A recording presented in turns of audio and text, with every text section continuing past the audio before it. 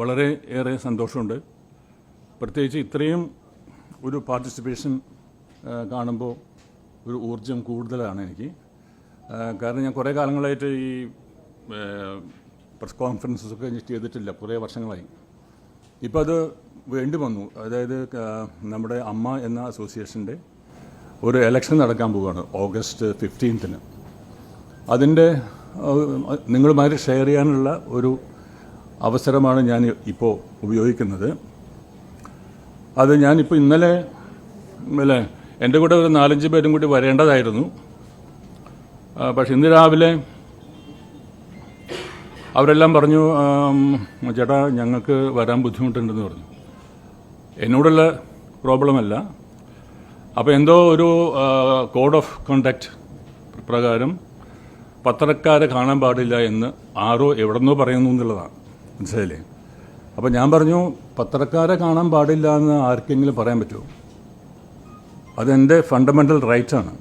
കാരണം എനിക്ക് ജനങ്ങളോട് പറയാനുള്ള ഒരു കാര്യം പറയാനായിട്ടുള്ള വലിയൊരു ഒരു മീഡിയയാണ് ഈ ദൃശ്യമാധ്യമങ്ങൾ. അപ്പോൾ അതിനൊരു കോഡ് ഓഫ് കണ്ടക്റ്റ് ഉണ്ടെന്ന് പറഞ്ഞിട്ട് എൻ്റെ കൂടെ വരാനിരുന്ന ആൾക്കാർ ഭയത്തോടു കൂടി അവർ പിന്മാറി. പക്ഷെ ഞാൻ പറഞ്ഞു ഞാൻ പോവും. കാരണം ഇത് അമ്മ എന്ന സംഘടനയുടെ വളരെ 30-31 വർഷമായിട്ട് നടക്കുന്ന ഒരു വളരെ ഇഫക്റ്റീവായിട്ട് നടക്കുന്നൊരു സംഘടനയാണ്. അപ്പോൾ അത് ഈയിടെയാണ് അത് ഒരുപാട് ചില പ്രശ്നങ്ങളൊക്കെ വന്നു തുടങ്ങിയത്. അതുവരെ ഒരു പ്രശ്നങ്ങളില്ലാതെ വളരെ സൗഹാർദ്ദമായി തന്നെ ഇത് മുന്നോട്ട് പോയിക്കൊണ്ടിരിക്കുന്ന ഒരു സംഘടനയാണിത്.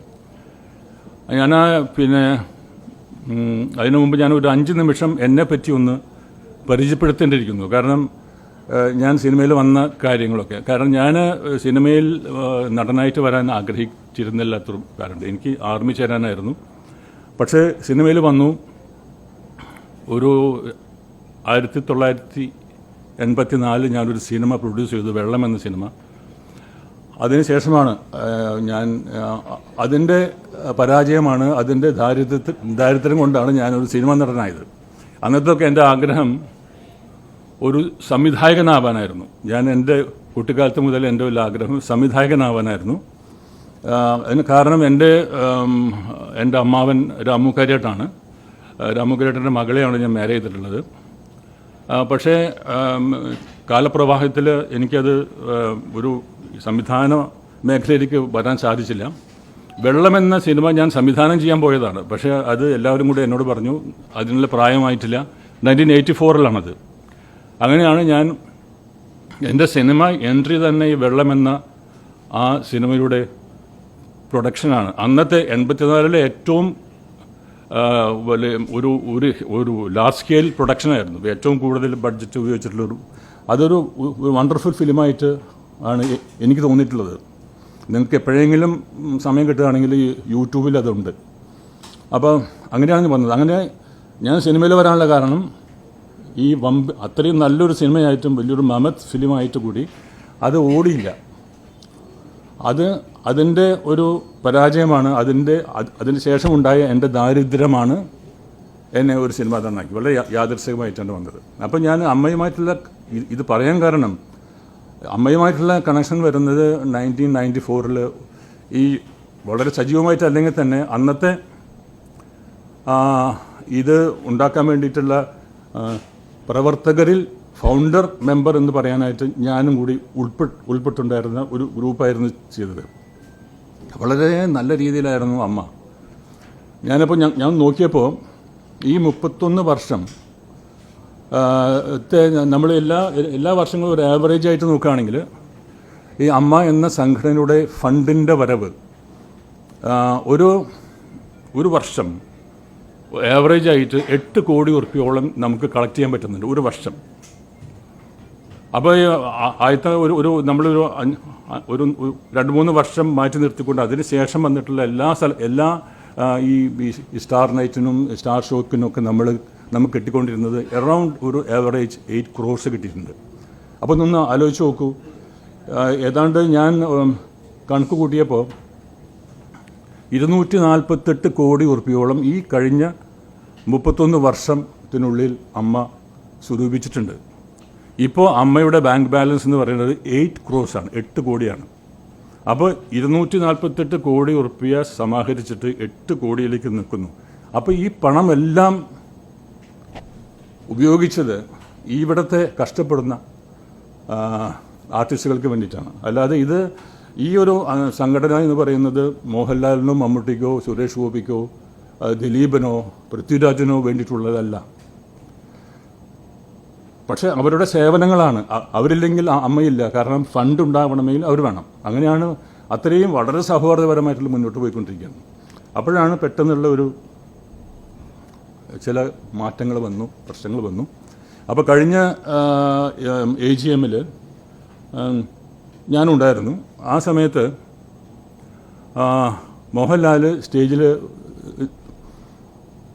മോഹൻലാലിൻ്റെ ഒരു ആറ്റിറ്റ്യൂഡ് എന്ന് പറഞ്ഞാൽ അദ്ദേഹം പറഞ്ഞു, ഞാൻ ഇനി ഇതിനകത്ത് പ്രസിഡന്റ് സ്ഥാനത്ത് മത്സരിക്കില്ല, എനിക്ക് താല്പര്യമില്ല, കണ്ടിന്യൂ ചെയ്യാൻ താല്പര്യമില്ല എന്ന് പറഞ്ഞു. അപ്പോൾ എല്ലാ അംഗങ്ങളും എഴുന്നേറ്റ് നിന്നുകൊണ്ട് പറ്റില്ല, ലാലേട്ടൻ തന്നെ വേണം എന്ന് പറഞ്ഞു. പക്ഷേ ലാല് വളരെ എഡമൻ്റായിട്ട് പറഞ്ഞു, ഒരു കാരണവശാലും എനിക്ക് പറ്റില്ല എന്ന് പറഞ്ഞിരുന്നു. പക്ഷേ ഞാനവിടെ ഉണ്ടായിരുന്നു. അപ്പം എനിക്ക് തോന്നിയെന്ന് വെച്ചാൽ ലാല് ഇത്രയും വലിയ ഒരു പ്രതിസന്ധി ഘട്ടത്തിൽ ലാല് ഇങ്ങനെ വിട്ടുപോകാൻ ഒരുപാട് കാരണങ്ങളുണ്ടാവാം. പക്ഷേ അടുത്ത ഇലക്ഷനിൽ ഈ അഡ്ഹോക് കമ്മിറ്റി മാറ്റി നിർത്തിക്കൊണ്ട് അടുത്ത ആവശ്യമുള്ള ആ കമ്മിറ്റിയുടെ ഇലക്ഷൻ പ്രോസസ്സ് നടക്കുമ്പോൾ എൻ്റെ ഒരു പ്രതീക്ഷയായിരുന്നു മോഹൻലാൽ ഇതിനകത്ത് വരും, ഈ പ്രസിഡന്റ് സ്ഥാനത്തേക്ക് അദ്ദേഹം തിരിച്ചു വരും. എന്നുവെച്ചാൽ മോഹൻലാലിന് വൈകാരികമായിട്ട് ഒരുപാട് ബന്ധമുള്ളതാണ് ഈ അമ്മ. അതുകൊണ്ട് അമ്മയെ അനാഥമാക്കിയിട്ട് പോകില്ല എന്നുള്ളൊരു വിശ്വാസം എനിക്കുണ്ടായിരുന്നു, ഒരു പ്രതീക്ഷ ഉണ്ടായിരുന്നു. അപ്പോൾ ഞാൻ അവസാന നിമിഷം വരെ വെയിറ്റ് ചെയ്തപ്പോൾ ഈ നോമിനേഷൻ കൊടുക്കാനുള്ള അവസാന തീയതി തലേ ദിവസം ഞാൻ നോക്കിയപ്പോൾ മോഹൻലാൽ താല്പര്യമില്ല എന്ന് പറഞ്ഞു. ഞാൻ വരില്ല, അതുകൊണ്ട് ഞാൻ നോമിനേഷൻ കൊടുക്കില്ല എന്ന് പറഞ്ഞു. അപ്പോൾ അതിന് ശേഷമാണ് എനിക്ക് തോന്നിയത് എനിക്കെൻ്റെ ഒരു റെസ്പോൺസിബിലിറ്റി, എനിക്കൊരു ചുമതലയുണ്ട്, ഒരു ഉത്തരവാദിത്തമുണ്ട്. നമ്മളൊക്കെ തുടങ്ങിയത് ഒരു സംഘടന ഇങ്ങനെ അനാഥമായിട്ട് അന്യം നിന്ന് പോകാൻ പാടില്ല. അപ്പോൾ എനിക്ക് തോന്നി അങ്ങനെയാണ് ഞാൻ മത്സരിക്കാൻ തീരുമാനിച്ചത്. ഞാൻ അടുത്ത ദിവസം ഏറ്റവും ലാസ്റ്റ് ദിവസമാണ് ഞാൻ ഷൂട്ടിങ്ങിലായിരുന്നു. അവിടെ നിന്നൊരു കാറിൽ എൻ്റെ ഈ നോമിനേഷൻ പേപ്പർ ഒത്തിച്ച് ഈ 4 മണിക്കാണ് എൻ്റെ ക്ലോസിംഗ് ടൈം. അതിന് 1 മണിക്കൂർ മുമ്പാണ് ഈ ബോക്സിൽ എൻ്റെ നോമിനേഷൻ വീഴുന്നത്. അതുകൊണ്ടാണ് അല്പം താമസിച്ചത്. കാരണം എനിക്ക് താല്പര്യമില്ലായിരുന്നു. കാരണം മോഹൻലാലൊക്കെ ഉണ്ട്, മോഹൻലാലും മമ്മൂട്ടിയും സുരേഷ് ഗോപി പൃഥ്വിരാജ് ദിലീപ് എല്ലാവരും ഉള്ളതുകൊണ്ട് അവരിലുള്ള വിശ്വാസമാണിത്. അപ്പോൾ അങ്ങനെ വന്നപ്പോൾ എനിക്ക് തോന്നി ഇത് അങ്ങനെ വിട്ടിട്ട് പോകാൻ പാടില്ല എന്നുള്ള എൻ്റെ ഒരു ധാർമ്മികമായ ഉത്തരവാദിത്വം എനിക്കുണ്ടായിരുന്നു. അങ്ങനെയാണ് ഞാനിതിനകത്ത് വന്നത്.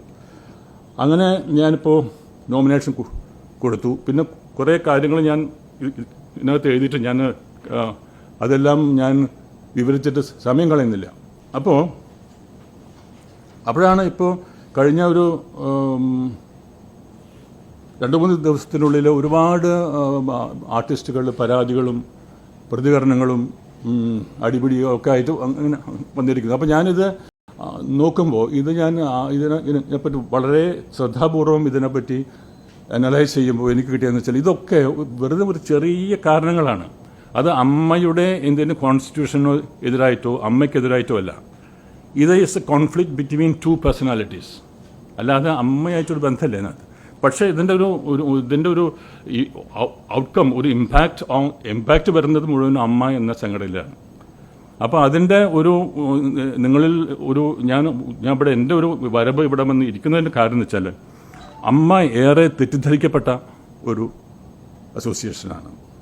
എന്താണ് അമ്മയുടെ ഒബ്ജക്റ്റീവ്സ് എന്നുള്ളതൊക്കെ നമ്മൾ നോക്കുമ്പോൾ ഒരുപാട് കാര്യങ്ങൾ ചെയ്യുന്നുണ്ട്. ഞാൻ അതിനെപ്പറ്റി ഒന്നും പോകുന്നില്ല. ഞാൻ ഒറ്റ കാര്യം പറയാം.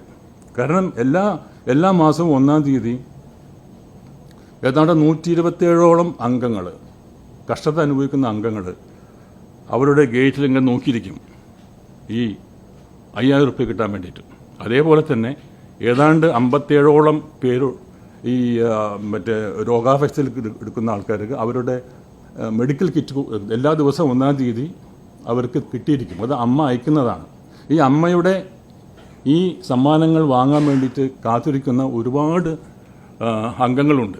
അപ്പോൾ അമ്മയ്ക്ക് എന്തെങ്കിലും സംഭവിച്ചാൽ എൻ്റെ ഒരു ഒറ്റ പോയിൻ്റ് മാത്രമേ ഉള്ളൂ, ഇതിപ്പോൾ എനിക്കോ അല്ലെങ്കിൽ മമ്മൂട്ടിക്കോ മോഹൻലാലിനോ ഒന്നും ഇത് അമ്മയെക്കൊണ്ട് സാമ്പത്തികമായ ഒരു ബെനിഫിറ്റില്ല. അവർക്ക് എന്താ ഗുണം എന്ന് വെച്ചാൽ നമ്മളെല്ലാം കൂടി ചേർന്നിട്ട് ഇത്രയും ഈ അവശത നിൽക്കുന്ന കഷ്ടപ്പെടുന്ന നമ്മുടെ ഈ സമൂഹത്തിലുള്ള സമൂഹം ഇൻ ദി സെൻസ് ഈ അമ്മയ്ക്കകത്തുള്ള ആൾക്കാരെ സഹായിക്കാൻ പറ്റും. അത് അവരുടെ ആ നന്മയ്ക്ക് കിട്ടുന്ന സന്തോഷമാണ് അവരുടെ ഗുണം.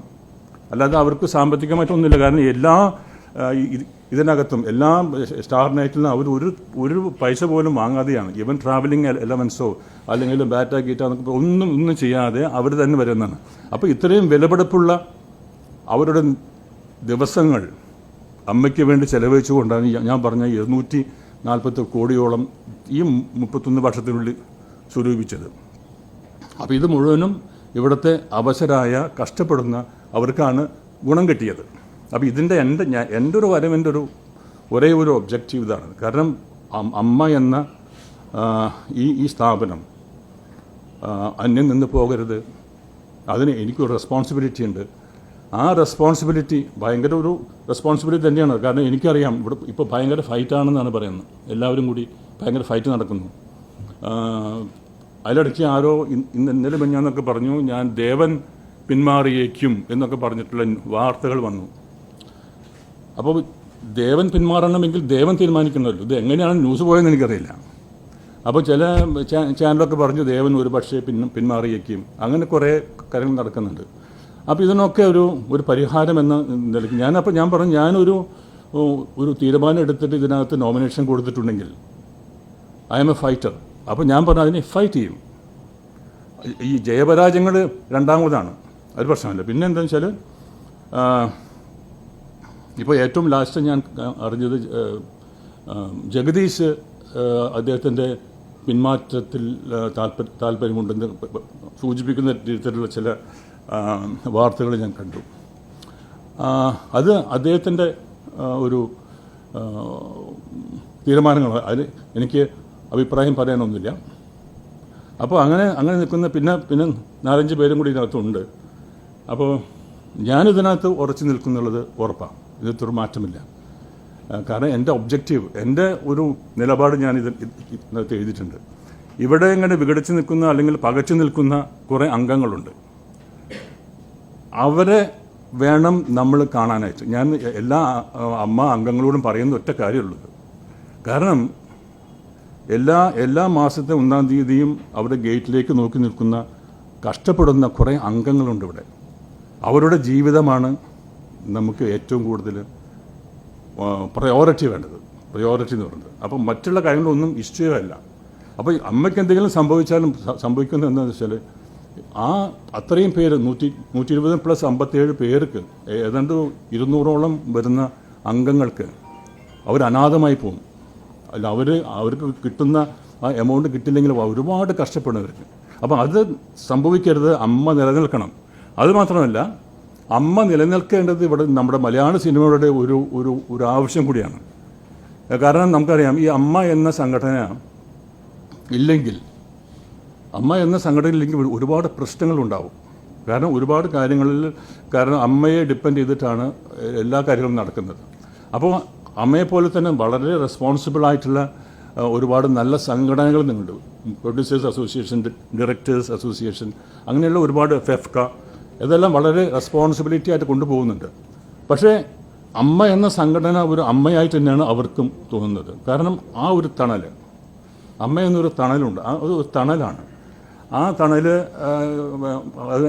ഈ ഇൻഡസ്ട്രി തന്നെ അമ്മ എന്ന തണലിലാണ്. തണലെന്ന് പറഞ്ഞാൽ നിങ്ങൾ ഒരു ഡിപ്പെൻഡബിൾ എന്ന് പറഞ്ഞാൽ അതിൻ്റെ നിഴലിൽ, ആ തണുപ്പിൽ ജീവിക്കുന്ന അവസരം. കാരണം പിന്നെ വേറൊരു കാര്യമുണ്ട്. ഇപ്പോൾ എൻ്റെ അടുത്ത് പറഞ്ഞത്, നിങ്ങൾ എന്തിനാണ് പത്രക്കാരെ കാണുന്നത് പറഞ്ഞു. ഇതൊരു പേഴ്സണൽ അല്ലെങ്കിൽ ഒരു പ്രൈവറ്റ് ഒരു സ്ഥാപനമല്ലേ, നിങ്ങൾ എന്തിനാണ് ഇവരെ കാണുന്നതെന്ന് ചോദിച്ചു. പത്രങ്ങൾ കാണാൻ പാടില്ല എന്ന് പറഞ്ഞു. ഞാൻ പറഞ്ഞു പത്രങ്ങൾ കാണാൻ പോകേണ്ട, അത് ഇറ്റ്സ് മൈ റൈറ്റ്, മനസ്സിലല്ലേ. അപ്പോൾ അതുകൊണ്ട്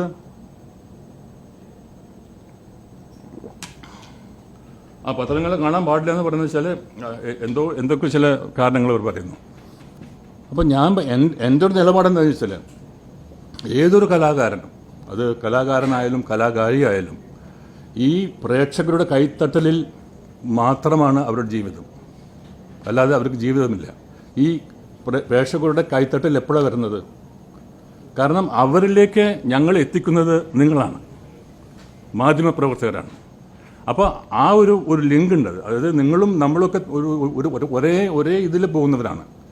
കാരണം എന്ന് വെച്ചാൽ ഇതിനകത്ത് വലിയൊരു കാര്യമുണ്ട്. അത് നിങ്ങളിലൂടെയാണ് ഞങ്ങളുടെ വേദനകൾ, ഞങ്ങളുടെ സന്തോഷങ്ങൾ, ഞങ്ങളുടെ പ്രശ്നങ്ങളൊക്കെ ജനങ്ങൾ അറിയുന്നത്.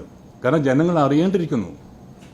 എൻ്റെ അടുത്ത് പല ആൾക്കാരും ചോദിച്ചു, ജനങ്ങൾക്ക് എന്ത് കാര്യം, അല്ലെങ്കിൽ പ്രേക്ഷകർക്ക് എന്ത് കാര്യം അമ്മയിൽ നിന്ന് ചില ആൾക്കാരും കൂടി പറയുന്നുണ്ട്. ഞാൻ പറഞ്ഞു അതല്ല, നമ്മളിങ്ങനെ ഇന്നിവിടെ ഇരിക്കുന്നതിൻ്റെ കാരണം പ്രേക്ഷകരാണ്. ആ പ്രേക്ഷകരിലേക്ക് നമ്മുടെ വാർത്തകൾ എത്തിക്കുന്നത് മാധ്യമമാണ്. അപ്പോൾ അവരെ റെസ്പെക്റ്റ് ചെയ്യണം.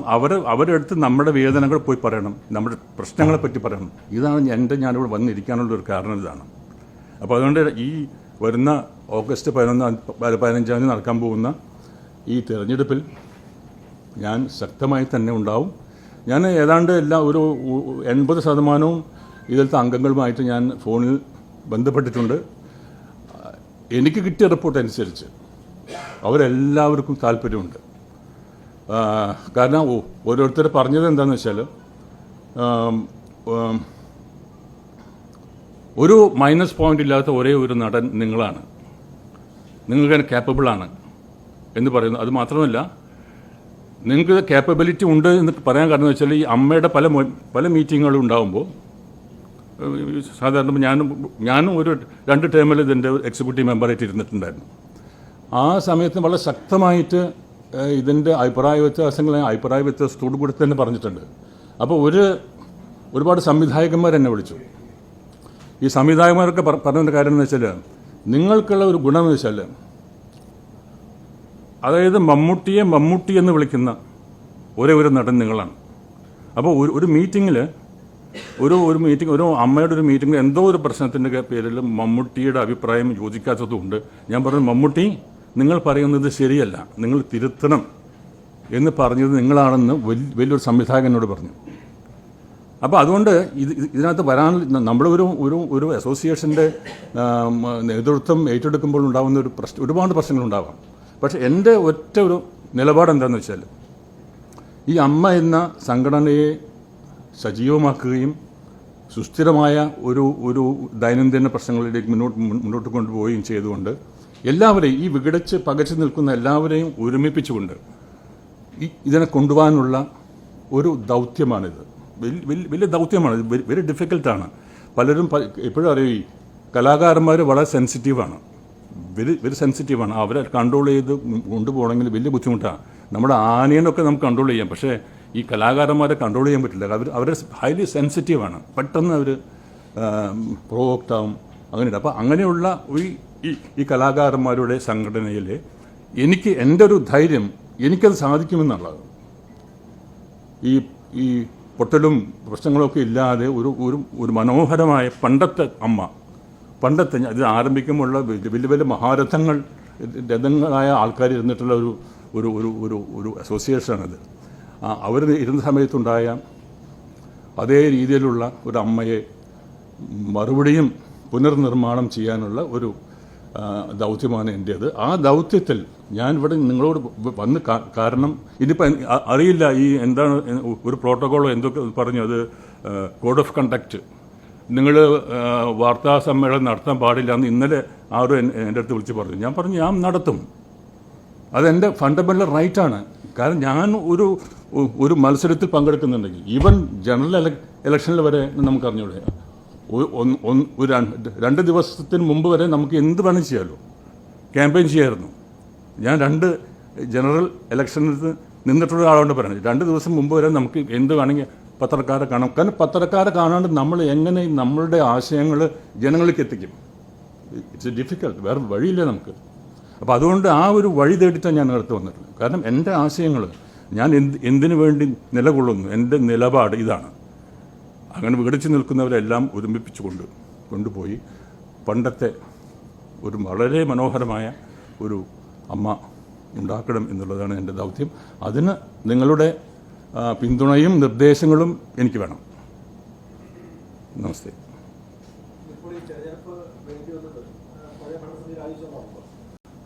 എന്താണ്? അതെ അതെ അതെ അതെ ആ അല്ല, അതെന്താ വെച്ചാൽ ഇപ്പോൾ ബാബുരാജ് മത്സരിക്കുന്നു, പക്ഷേ അതിനു മുമ്പ് ആരോപണ വിധേയരായ ആൾക്കാർ ഇപ്പോൾ സിദ്ദിഖിൻ്റെ കാര്യം എടുത്തോളൂ. സിദ്ദിഖിന് ആരോപണ വിധേയനായ ആ നിമിഷം അയാൾ രാജിവെച്ചു, വെയിറ്റ് ചെയ്തിട്ടില്ല. ഈ അലിഗേഷൻ വന്ന ഉടനെ രാജിവെച്ചു. അതേപോലെ തന്നെ ഇതിന് കുറച്ച് സമയമെടുത്തെങ്കിലും ഇടവേള ബാബു, വിജയ് ബാബു എല്ലാവരും അങ്ങനെ രാജിവെച്ച് പോയി. ഈ ബാബുരാജ് മാത്രമാണ് ഇങ്ങനെ വളരെ എഡമെൻ്റായിട്ട് നിൽക്കുന്നത്. പക്ഷേ അതിന് നമുക്ക് അങ്ങനെ ഒന്നും ചെയ്യാൻ കൊടുത്തില്ല. കാരണം അതിനൊരു പ്രോസസ്സുണ്ട്. ഒരു അംഗത്തിനെ നമ്മൾ പുറത്താക്കണമെങ്കിൽ വേറെ സം പ്രോസസ്സ്. പക്ഷേ അതിന് ഏറ്റവും വലിയൊരു കോടതി ആരാണ്? ഒരു അസോസിയേഷൻ്റെയോ അല്ലെങ്കിൽ എന്തിൻ്റെയോ ഒരു വലിയൊരു കോടതിയാണ് AGM, annual general body meeting. അത് വലിയൊരു ബോഡിയാണ്. അതിലെടുക്കുന്ന തീരുമാനമാണ് ഫൈനൽ. ഒരു കോടതിക്കും അത് ഇല്ലയെന്ന് പറയാൻ പറ്റില്ല. അപ്പം ഞാൻ പറയുന്നത് വെച്ചാൽ അങ്ങനെയുള്ള ആരോപണ വിധേയരായ ആൾക്കാർ ഇവിടെ മത്സരിക്കുന്നുണ്ടെങ്കിൽ അമ്മയുടെ അംഗങ്ങൾക്ക് വോട്ട് ചെയ്ത് തോൽപ്പിക്കാൻ പറയാം. മനസ്സിലായില്ലേ? അതാണ് ഇതിൻ്റെ ഏറ്റവും വലിയ പ്രാധാന്യം എന്ന് പറയുന്നത്. ഈ 15-ാം തീയതി നടക്കാൻ പോകുന്ന ഈ മത്സരം എന്ന് പറയുന്നത് വേണ്ടാത്തവരെ പുറത്താക്കാനുള്ള ഒരു പ്രോസസ്സിന് നടക്കുകയാണിത്. അവർക്ക് ഈ AGM-ന് ആനുവൽ ജനറൽ ബോഡിയും ആ ഒരു ബോഡിക്ക് ആരെ വേണമെങ്കിലും പുറത്താക്കാൻ സാധിക്കും, ഭൂരിപക്ഷം ഉണ്ടെങ്കിൽ. അപ്പോൾ ഞാൻ പറയുന്നത് വെച്ചാൽ അംഗങ്ങൾ തീരുമാനിക്കട്ടെ. ഇനി ഒരു 15 ദിവസം കൂടിയുള്ളൂ. അപ്പോൾ ആരൊക്കെ ഇവിടെ ഉണ്ടാവും ഇല്ലാന്നിരിക്കും. നമുക്ക് ഈ 15-ാം തീയതി നമുക്കറിയാം. ഈ ആരോപണ വിധേയരായ ആൾക്കാർ ഇപ്പോഴും മത്സരിക്കാൻ തയ്യാറാണെങ്കിൽ അവരെ തോൽപ്പിക്കാനുള്ള ഒരു ഒരു ഒരു ഒരു ഒരു റൈറ്റ്, ഒരു അവകാശം, റൈറ്റ് ഇവർക്കുണ്ട്. AGM-ന് I am waiting for that.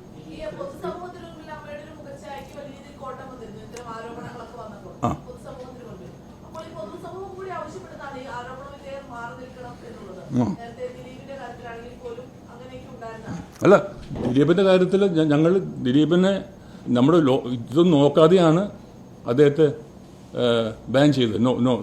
നിങ്ങൾ അംഗത്വം വരെ നമ്മൾ മാറ്റി ഇല്ലേ? അദ്ദേഹത്തിന് നമ്മൾ മാറ്റിക്കളഞ്ഞു. അത് അമ്മയുടെ ഒരു അഡ്വാൻറ്റേജ് ഞാൻ കാണുന്നത്, അമ്മയുടെ വിജയമായിട്ട് ഞാൻ കാണുന്നത്. ദിലീപ് പോലെ ശക്തനായ ഒരു നടനെ അദ്ദേഹത്തിന് ആരോപണ വിധേയനായ ഉടനെ മമ്മൂട്ടിയുടെ വീട്ടിൽ വെച്ചിട്ടാണ് ആ മീറ്റിങ്ങിൽ ഞാനൊക്കെ ഉണ്ടായിരുന്നു. അദ്ദേഹത്തെ പുറത്താക്കിയില്ലേ?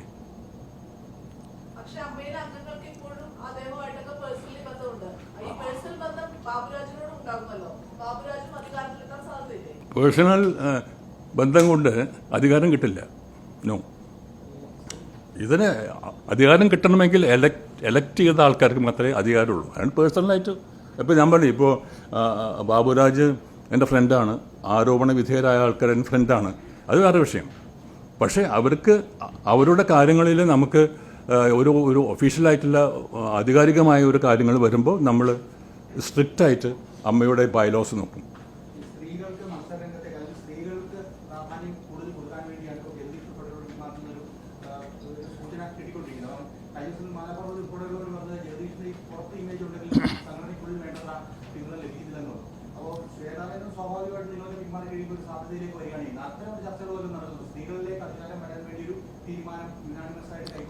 അത് എൻ്റെ അതിൻ്റെ ഒരു അഭിപ്രായം എന്ന് വെച്ചാൽ, എൻ്റെ അഭിപ്രായം എന്ന് വെച്ചാൽ ഈ സ്ത്രീകളുടെ ഇത് വെച്ചാൽ ഇപ്പോൾ ഈ വനിതാ റിസർവേഷൻ ബില്ലോ അല്ലെങ്കിൽ വനിതാ റിസർവേഷൻ ആക്ട് എന്നൊക്കെ പറയുന്നുണ്ടല്ലോ, അത് റിസർവേഷൻ ആവരുത്. അത് അവരുടെ റൈറ്റാണ്, സ്ത്രീകളുടെ റൈറ്റാണത്. ഈക്വൽ റൈറ്റാണ്. 50% സ്ത്രീകളുടെ റൈറ്റാണത്. They have to fight it off and get it. അല്ലാതെ ഇപ്പോൾ ഒരു എക്സാമ്പിൾ പറയുന്നത് വെച്ചാൽ, ജഗദീഷ് എന്താ പറയുന്നത് വെച്ചാൽ, ഞങ്ങൾ ഈ സ്ത്രീ സ്വാതന്ത്ര്യത്തിനും സ്ത്രീ പ്രാതിനിധ്യത്തിനും വേണ്ടിയിട്ട് ഞാൻ എൻ്റെ സീറ്റ് മാറുന്നു, എന്നിട്ട് ആ സീറ്റിലേക്ക് ശ്വേതാമേനോൻ പോയിരുന്നാൽ ശ്വേതാമേനോട് അത് നാണക്കേടല്ലേ? അല്ല, സ്ത്രീകൾക്കും നാണക്കേടല്ലേ? കാരണം ഒരു പുരുഷൻ്റെ ഒരു ഔദാര്യമാണത് അല്ലല്ല, സ്ത്രീകൾ എന്ന് വെച്ചാൽ they have to fight it out. അല്ലാതെ ഞാൻ മാറുന്നു, നമ്മുടെ ശ്വേതാമേനോൻ ഇരുന്നോളെന്ന് പറഞ്ഞു. എൻ്റെ അർത്ഥം ശ്വേതാമേനോനൊരു അതൊരു ഇൻസൾട്ട് അല്ലേ? It's an insult to Shweta Menon, it's an insult to womanhood അല്ലേ? അപ്പം അത് ശരിയല്ല. ഞാൻ ഈ സ്ത്രീ സമത്വത്തിന് വേണ്ടി വാദിക്കുന്ന ഒരാളാണ് 100%. ഞാൻ എപ്പോഴും പറയുന്നത് വെച്ചാൽ 50% അത് ഞാനിപ്പോൾ റിസർവേഷൻ എന്നല്ല, എനിക്ക് റൈറ്റ് ഉണ്ട് അവർക്ക്. അല്ല, ഒരു ഈ പുരുഷന്മാർ ഇങ്ങനെ ഒരു പ്ലേറ്റ് എടുത്ത് കൊടുക്കുന്ന ഒരു ദാനമാവരുത്, ഔദാര്യമാവരുത്. അപ്പോൾ അതുകൊണ്ട് 50% ഒക്കെ ഈ സ്ത്രീകൾക്ക് റൈറ്റ് ഉണ്ടത്. അപ്പോൾ ഈ പറയും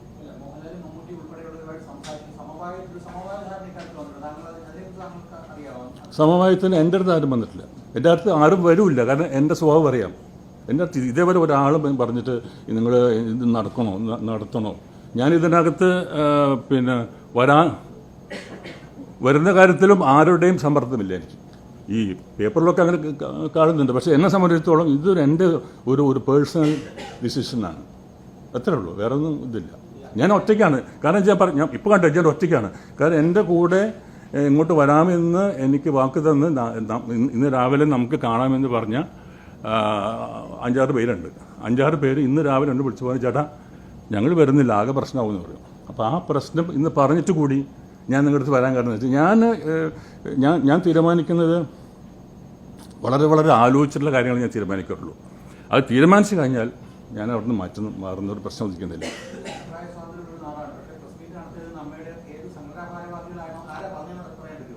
അല്ല, എൻ്റെ അടുത്ത് പറഞ്ഞത് ഇവരാ പറഞ്ഞത്, എൻ്റെ കൂടെയുള്ള ആൾക്കാർ പറഞ്ഞു വെച്ചാൽ അവരാരാണ് ഇതിൻ്റെ ഓർഡർ ഇട്ടെന്ന് എനിക്കറിയില്ല. അപ്പോൾ ഞാൻ പറഞ്ഞു അത് അവർക്കുള്ള അവകാശമില്ല. അവർക്ക് എങ്ങനെ പറയാൻ പറ്റും? It's my personal right. I got a right to meet press അല്ലേ? അപ്പോൾ അവർ പറഞ്ഞു അത് വന്നു കഴിഞ്ഞാൽ നിങ്ങളെ പിന്നെ ഒരു ഭീഷണിയും കൂടി ഉണ്ട് എനിക്ക്. ഭീഷണി പറഞ്ഞു വെച്ചാൽ അങ്ങനെ ചെയ്താൽ നിങ്ങളുടെ നോമിനേഷൻ ലാപ്സായിട്ട് പോകണമെന്ന് പറഞ്ഞു. No problem, I will go to the court. ഇവിടെ ഒരു കോടതി ഉണ്ടല്ലോ. അപ്പോൾ അതൊന്നും എനിക്കൊരു ഇഷ്യൂ അല്ല. അതുകൊണ്ടാണ് ഞാൻ വന്നത്. ഇന്ന് രാവിലെയാണ് പറഞ്ഞത്. ഞാൻ പറഞ്ഞു ഞാൻ എറണാകുളം പ്രസ് ക്ലബ്ബിൽ വെച്ചൊരു പ്രസ് മീറ്റ് നടത്താൻ തീരുമാനിച്ചിട്ടുണ്ടെങ്കിൽ I will be there is no change.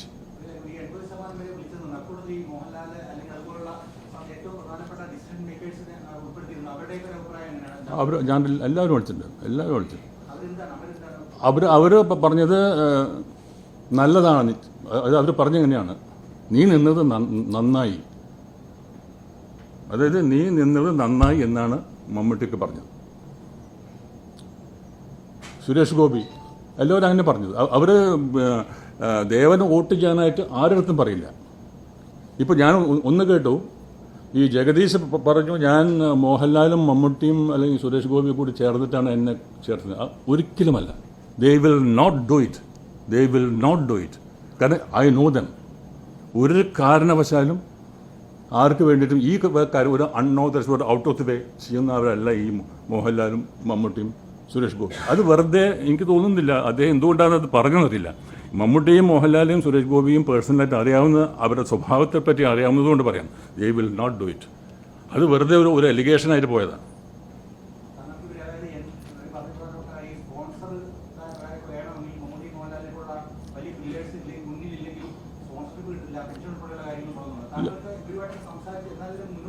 അല്ല, അവരൊക്കെ ആ കാര്യങ്ങളിൽ എൻ്റെ ഒപ്പം ഉണ്ടാവും.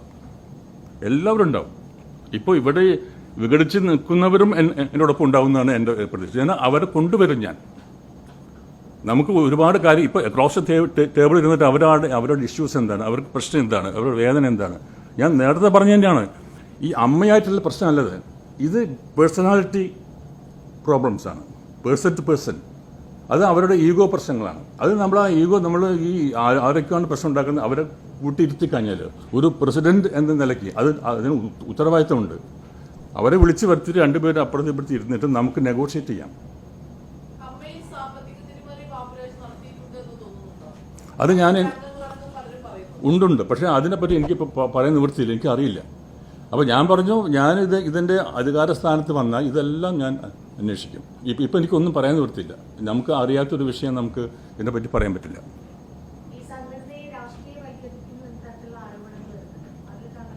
ഒരിക്കലുമില്ല.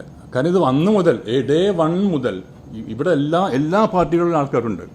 ഇവിടെ മാർക്സിസ്റ്റ് പാർട്ടിയുടെ ആൾക്കാരുണ്ട്, BJPയുടെ ആൾക്കാരുണ്ട്, പിന്നെ ലീഗിൻ്റെ ആൾക്കാരുണ്ട്, കോൺഗ്രസിൻ്റെ ആൾക്കാരുണ്ട്, എല്ലാ രാഷ്ട്രീയ പ്രസ്ഥാനങ്ങളുടെ ആൾക്കാർ ഇതിനകത്തുണ്ട്. ഇതേവരെ അങ്ങനെ ഒരു സംസാരമോ ഒരു പ്രവർത്തനമോ ആരുടെ കയ്യിൽ ഉണ്ടായിട്ടില്ല. ഒരിക്കലും അമ്മയിൽ ഈ കക്ഷി രാഷ്ട്രീയമില്ല, 100% ഇല്ല.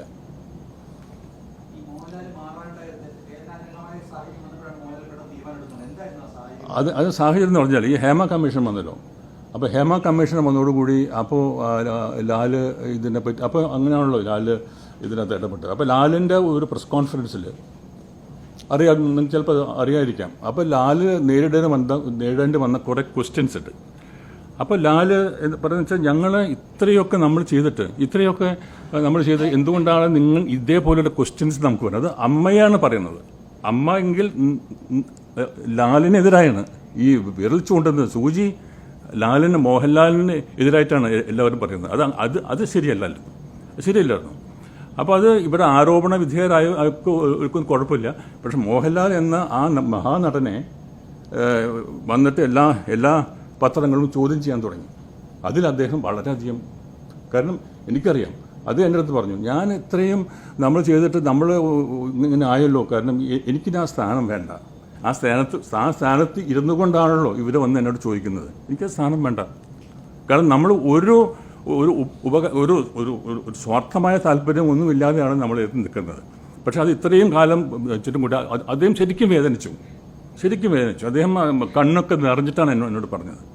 കാരണം നമ്മൾ ഇത്രയൊക്കെ ചെയ്തിട്ട് അവസാനം ഇതെല്ലാം കൂടി ഞാൻ ചെയ്ത പോലെയാണ് എൻ്റെ അടുത്തുള്ള ചോദ്യങ്ങൾ വരുന്നത്. അതെനിക്ക് വല്ലാണ്ട് എന്നെ ഒരു പീഡനം തന്നെയാണെന്ന് അദ്ദേഹം പറഞ്ഞത്. അതുകൊണ്ട് തന്നെയാണ് മൂപ്പര് പറഞ്ഞത് ഞാൻ ഇതിൽ നിൽക്കില്ല. കാരണം ഞാൻ എപ്പോഴും നിങ്ങളുടെ ഒപ്പുണ്ടാവും. അത് മോഹൻലാലും മമ്മൂട്ടും സുരേഷ് ഗോപിയും പറഞ്ഞിട്ടുണ്ട്, നിങ്ങളോടൊപ്പം ഉണ്ടാവും. പക്ഷേ ഒരു അധികാര സ്ഥാനത്തിന് ഇരുന്നു കൊണ്ട് ഇങ്ങനെ ഒരു റെസ്പോൺസിബിലിറ്റി, ഇതിൻ്റെ ഒരു റെസ്പോൺസിബിലിറ്റി, അക്കൗണ്ടബിലിറ്റി ഒന്നും എടുക്കാനായിട്ട് എനിക്ക് സാധ്യമല്ല. അതാണ് ആ സാഹചര്യം. അതാണ്.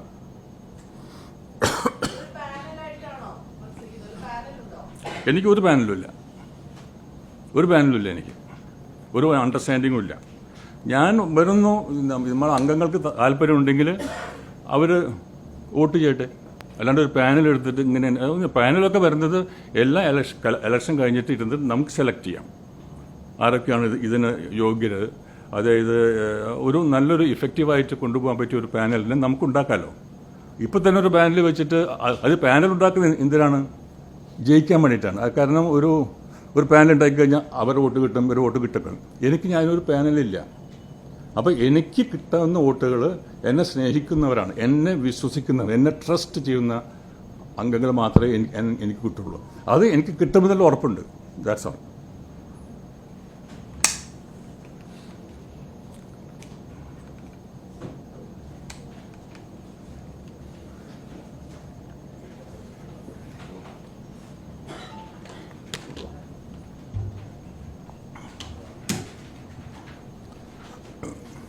എന്തെങ്കിലും ഉണ്ടോ ഇനി ബാക്കി?